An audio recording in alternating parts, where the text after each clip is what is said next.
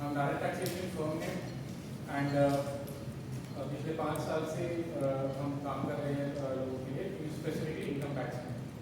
मेरे father BK Modi group में associated थे 35 ईयर्स से, उसके बाद वो रिटायर हो गए। वो मेरे साथ कनेक्ट है, मेरी सिस्टर, मेरी वाइफ, तो वो दोनों भी सी ए एंड हम सब मिलके एक सी ए को चलाते हैं। ये R Prakash associate. Sir, if you think compliance is expensive, try on compliance. हम इस मोटो में बहुत ज़्यादा मानते हैं। एक शॉर्ट स्टोरी इसके एक फॉर्म होता है आरओसी में, ग्रामीण यूनिवर्सिटी को बनने की एक फॉर्म होता है, छोटा सा आरओसी में 100 रुपये का फॉर्म होता है, जिसमें आपके एनुअल चेकलिस्ट जाते हैं। फाइनेंशियल ईयर 22-23 का फॉर्म था जो हमसे मिस हो गया, हमें भी नहीं पता। मतलब हम खुद ये भी बात करते हैं, लेकिन मेरी एक और कंपनी उसमें हमारा वो फॉर्म मिस हो गया।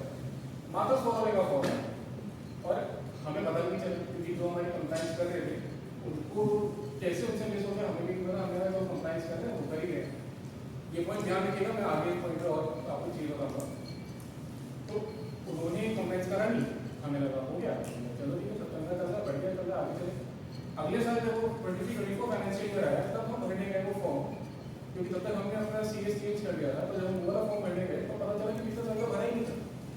और जब तक आपने पिछले साल का भरा होता आप आगे वाला फॉर्म नहीं भर सकते। ये उसमें कुछ कंप्लाइंस इस तरह से होते हैं। ठीक है, कोई बात नहीं, मैं कोई भर दो तो इसलिए भाई थोड़ी पेनल्टी लगेगी, लग जाएगी, कितनी पेनल्टी लगेगी? 100% पेनल्टी लगती है। 100 रुपये का फॉर्म है, 100 रुपये पेनल्टी। 100 रुपये पेनल्टी आपने ये तो पढ़ लिया, ये नहीं पढ़ा 100 रुपीज़ पर डे है।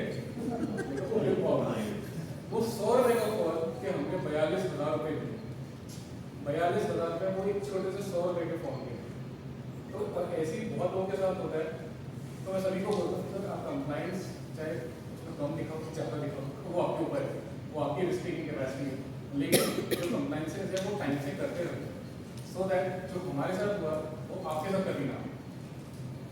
सर, ये हम सर्विसेज जो मैं प्रोवाइड करता हूँ R Prakash association, assurance services, जैसे cash flow audit for investment.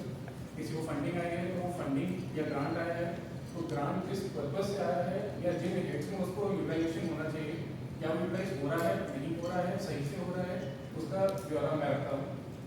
एक है मेरे एडवाइजरी फील्ड, जिसमें हम बिल एडवाइजरी करते हैं।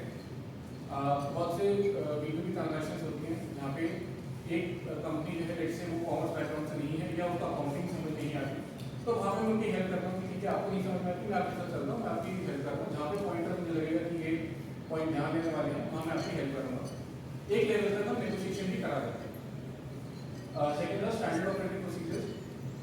मैं एक हाल ही में एक कंपनी से मिला हूँ एंड आप मानेंगे पिछले 6 साल में उनका टर्नओवर रफली 40 CR है।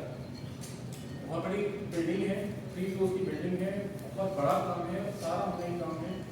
मतलब उस कंपनी में अगर आप घुस गए तो आप जितने हम यहाँ पे बैठे हैं, अगर हमारे हम सब ने थोड़ा काम भी कर लिया तो मतलब it is very good clientele for everyone. मतलब टेक्निकली वो हमारी जो सबके लिए होती है, इस लेवल का बिजनेस है, लेकिन वो प्रोसीजर नहीं है।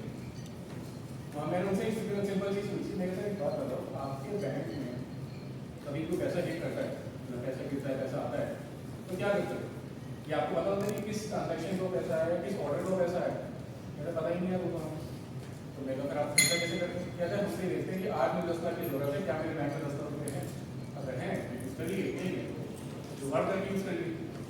ऐसा प्रोसीजर तो कोई होगा, ऐसा कोई प्रोसीजर नहीं है। अब पैसा आता है, पैसा जाता है, सब चल रहा है, सब अच्छा चल रहा है, लेकिन क्या चल रहा है हमें नहीं पता। तो सर वो है स्टैंडर्ड ऑपरेटिंग प्रोसीजर जो मैं आपकी हेल्प करता हूँ बनाने में। टैक्स एडवाइजरी, टैक्स में इनकम टैक्स रिलेटेड कोई भी आपकी क्वेरी होती है, कोई भी आपके डाउट होते हैं, फादर का सिस्टम का हम तीनों का सेम ही 40 है, कॉर्पोरेट टैक्सेशन हमारा 40 रहा है।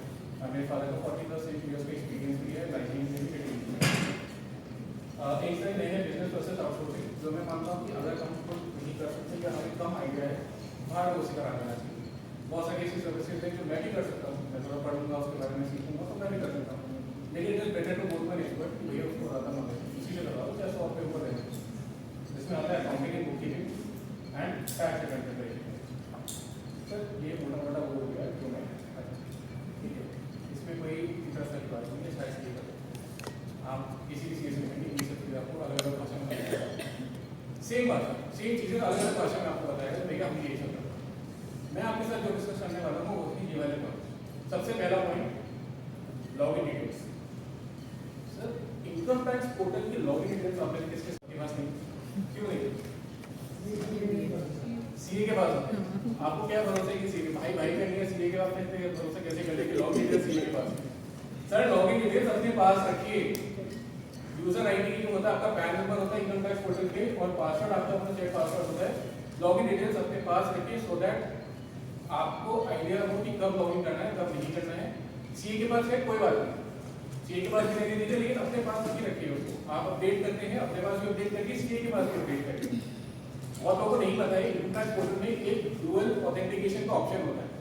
व्हेनेवर यू लॉग इन आपको एक ओटीपी आएगा, उसके बाद ही आप आगे जाते हैं, वो हर कोई ऑन करके रखो, फिर कोई फर्क नहीं पड़ता पासवर्ड किसके पास है किसके पास नहीं, क्योंकि ओटीपी आपके पास ही आएगा। Good point. Let's clap for that. Login details is a very important point जो हमारे टेक्निकली स्टार्टिंग है हर कंप्लायंस का income tax perspective. Sir second है कॉन्टैक्ट डिटेल्स। कॉन्टैक्ट डिटेल किसी और की है तो ओटीपी आपके पास कभी नहीं आएगा, ना डबल ऑथेंटिकेशन हेल्प करेगा ना पासवर्ड हेल्प करेगा। सर कॉन्टैक्ट डिटेल्स क्या आपने बहुत बार देखा होगा ऑटो पे या किसी रैंडम मार्केट में 99 रुपये का आइडिया भरवाएं या 400 रुपये में जीएसटी, ये सब चीज़ें आपने पढ़ी होंगी। तो ये करते हैं आपका नंबर आपको दे देंगे, लेकिन कॉन्टैक्ट डिटेल्स कभी डालेंगे, और होगा क्या जब वो नंबर आ जाएगा फिर आपसे बोलेंगे भी कंप्लाइन हमसे कराओ, नहीं तो आप उनका नंबर देते हो, फिर आप फंस जाओ। तो कॉन्टैक्ट डिटेल्स हमेशा अपनी रखिए, फोन नंबर ईमेल आईडी हमेशा आपका पर्सनल रखिए। फिर कंप्लाइन डॉक्यूमेंट जैसे बैंक स्टेटमेंट आईडी या सेपरेट डॉक्यूमेंट है, इसको हमेशा अपने पास कहीं ना कहीं डाउनलोड करके रखिए सो दैट इजीली एक्सेसिबल हो। कभी ऐसा मत करिए कि यार बैंक स्टेटमेंट मांगी और जैसे आइडिया का नहीं आ रहा है, जून जुलाई में आपको आइडिया बैठते हैं तो बैंक स्टेटमेंट तो वही पुराने आइडिया या कोई mutual fund document investment proof वगैरह वगैरह ये आप अपने पास संभाल के नहीं रखिए और डाउनलोड करके रखिए, जैसे किसी ने मांगा आप उनको दे पाए। सर स्टोरेज जो होता है वो ई फॉर्मेट में करना लिए मैं जनरली प्रमोट करता हूँ, बट आप अगर ई फॉर्मेट में स्टोरेज कर रहे हैं या डिजिटल फॉर्मेट में स्टोरेज कर रहे हैं, मेक श्योर कि उसकी इंटेग्रिटी इंटैक्ट। इंटेग्रिटी मतलब कि उसको कोई और नहीं सर्च कर सकता, उसको कोई और एडिट नहीं कर सकता, उसको कोई और हैक नहीं कर सकता। मैं फाइल4 यूज़ करता हूँ, इसमें वही इंटेग्रिटी मेंटेन रहती है, बट बहुत से लोग इसको ओवरड्राइव पे डालते हैं जो मत डालें। जो भी आपके जो इसके इंपॉर्टेंट डॉक्यूमेंट्स हैं उसको अपने पास कहीं ऑफलाइन मोड पे रखें जो इजीली एक्सेसिबल हो। सीए फॉर जनरेशन, हमारा सीए चलता रहा है पिताजी के टाइम पे, हमारे दादाजी के टाइम पे, वही सीए हमारा काम कर रहा है, और सीए तो चल नहीं पा रहा लेकिन आपका काम चला रहा है। गलत बात। सीए चेंज करते रहना चाहिए, every 5 years 7 years 10 years please CA change करिए, या अपना एक सेगमेंट किसी और सीए को दीजिए। हैव 2-3 सीएस विद यू, और let's not call CAs, have 2-3 professionals with you to help in your business. Then up to date information. Sir, ignorance of law is not agreeable anywhere. आपको law नहीं पता और आप law उसमें आपने कुछ unethical कर दिया तो आप फंस गए, आप फंस गए। आप ये नहीं बोल सकते कि मुझे लॉ नहीं पता था तो मैं क्या करता। सॉरी, अगर आपने कुछ अनलॉफुल एक्टिविटी करी है इररिस्पेक्टिव ऑफ नोइंग दैट, जैसे आप गाड़ी चला रहे हैं, चप्पल पहन के गाड़ी चलाना अलाउड नहीं है, इलीगल है। किसी को बता दिया चप्पल पहन के गाड़ी चलाना अलाउड नहीं है। आप हाईवे सिटी में गाड़ी चलाना अलाउड नहीं है, इट इज इलीगल। तो अगर आपको किसी को कुछ चीज चलान करता है तो आप ये नहीं बोल सकते मुझे तो बताइए। Then awareness of basic limits as per law, कुछ लिमिट्स हमें पता होनी चाहिए। जैसे अगर आपका टीडीएस कटता है या टीडीएस काटते हैं तो इन केस अगर आप किसी प्रोफेशन को 30,000 से ऊपर की पेमेंट कर रहे हैं साल भर में तो उसका टीडीएस कटेगा XYZ। इस तरह की बेसिक लॉज हैं जो आपको पता होनी चाहिए, चाहे आप IT बैकग्राउंड से हो, चाहे कॉमर्स बैकग्राउंड से हो, आर्ट बैकग्राउंड से, बिजनेस में इन्वॉल्व कितना हो कितना नहीं, इररिस्पेक्टिव। कुछ लिमिट्स आपको पता होनी चाहिए ताकि आप सीए या आपका जो प्रोफेशनल है आपकी कोई आपसे कोई गलत चीज़ ना बोले, ना गलत चीज़ ना क्लेम कराए। बहुत बार होता है कि लोग को जब टैक्स पेमेंट करनी होती है तो सीएस को ट्रांसफर कर देते हैं कि भाई पिज्जा पेमेंट है, मैं आपको दे दिया, आप भरते रहो। सर मत करो ऐसा। एक तो अगर कभी छुट्टी में फंसते हो तो वहाँ पे भी दिक्कत आएगी कि पेमेंट सीए को गई, उसमें टीडीएस को नहीं कटा, ये कोई नहीं देखेगा कि वो फिर आगे टैक्स पेमेंट के लिए हुआ है। तो उन चीज़ों का आपको ध्यान रखना पड़ेगा कि आप जो ट्रांजैक्शंस कर रहे हो अगर कभी पकड़े गए तो वो क्या दिक्कत कर सकता है। वो कहते हैं ना कि every guy is a good guy until you get caught. तो कोई सिचुएशन है। और इंटेग्रिटी, एफिशिएंसी, इफेक्टिवनेस जो भी आपका प्रोफेशनल है, सीए, सीएस, लॉयर, व्हाटएवर, वो इंटेग्रिटी मेंटेन करे, एफिशिएंट हो और जो काम कर रहा है उससे आपके इफेक्टिवनेस हो। ऐसा ना कि बस कंप्लायंस तो करे जा रहे हैं, क्या वो जरूरी है या नहीं है। जैसे 9 अगर भरना है कि आप भरना जरूरी है नहीं है, आपसे उसने बोला कि भरना है भरना और आपसे ये 2,000 रुपये की बेटा 2,000 ही नहीं थी, आपने का टर्नओवर ही नहीं था तो 2,000 ही नहीं थी, तो क्यों नहीं है। तो उन सब चीज़ों का आपको ध्यान रखना पड़ेगा। बाकी एक सेक्शन है 80JJ8 जिनके 25 एम्प्लॉइज से ऊपर एम्प्लॉइज हैं वो इसमें एक बेनिफिट ले सकते हैं। उस बेनिफिट को जानने के लिए मैं गिव मी अ कॉल। आप सभी मुझसे आगे आर्टिकल कर सकते हैं, मैं आपको उस पर और डिस्कस करूँगा। पढ़ के आइएगा, थोड़ा सा गूगल से पढ़ के आइएगा, इंटरेक्शन में मजा है। ये मेरे गेम्स हैं और मेरी आज ये है कि भाई कोई भी आपसे बोले किसी सीए को जानते हो गए तो मेरे को रेफर कर दीजिए।